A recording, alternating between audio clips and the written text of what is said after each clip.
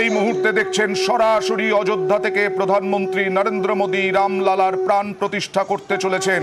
হাজার হাজার পুণ্যার্থী, দর্শনার্থী, শিল্পপতি, তারকারা, সবাই সাধারণ মানুষ এই মুহূর্তে বিভিন্ন টেলিভিশনে দেখছেন সরাসরি রাম মন্দিরে রামলালার প্রাণ প্রতিষ্ঠা করতে চলেছেন প্রধানমন্ত্রী নরেন্দ্র মোদী।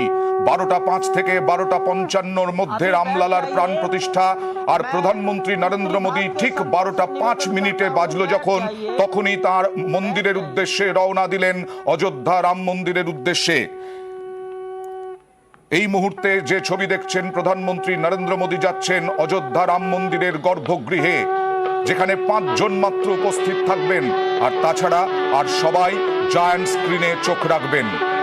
যেটা বলছিলাম, 1949 থেকে যে জমি নিয়ে, যে রাম জন্মভূমি নিয়ে বিতর্কের শুরু, তার অবসান হয়েছিল 2019-এ বিতর্কিত জমিতে রাম মন্দির নির্মাণের নির্দেশের, সুপ্রিম কোর্টের নির্দেশের মধ্যে দিয়ে। সেই নির্দেশে পর 2020-তে এই প্রধানমন্ত্রী নরেন্দ্র মোদী তিনি ভিত্তিপ্রস্তর স্থাপন করেছিলেন রাম মন্দিরের।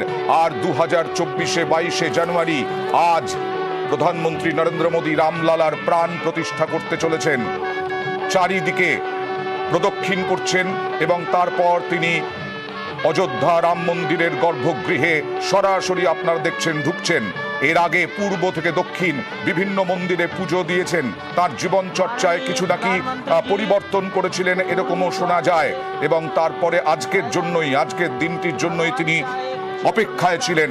যেমন অপেক্ষায় ছিলেন রাম ভক্তরা, গোটা দেশের রাম ভক্তরা তারা অপেক্ষায়, এই মুহূর্তে অপেক্ষা করছেন কখন এই রাম মন্দিরের উদ্বোধন, রামলালার প্রাণ প্রতিষ্ঠা। প্রধানমন্ত্রী নরেন্দ্র মোদী ঠিক 12টা 5 মিনিটে তার যাত্রা শুরু করলেন রাম মন্দিরের উদ্দেশ্যে। হেঁটে রাম মন্দিরে ঢুকে যাচ্ছেন প্রধানমন্ত্রী নরেন্দ্র মোদী, অর্থাৎ গর্ভগৃহে ঢুকে যাচ্ছেন। গর্ভগৃহে ঢুকে রামলালার প্রাণ প্রতিষ্ঠা করবেন। সময় হচ্ছে 12টা 5 থেকে 12টা 55। এই সময়ে রামলালার প্রাণ প্রতিষ্ঠা হবে, অর্থাৎ রামলালার যে মূর্তি, সেই মূর্তিতে প্রাণ প্রতিষ্ঠা করবেন।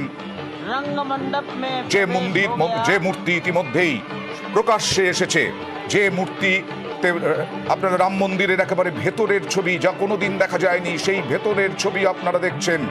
একদম প্রধানমন্ত্রী নরেন্দ্র মোদী এবং তার সঙ্গে থাকবেন 5 জন এই রামলালার প্রাণ প্রতিষ্ঠায়।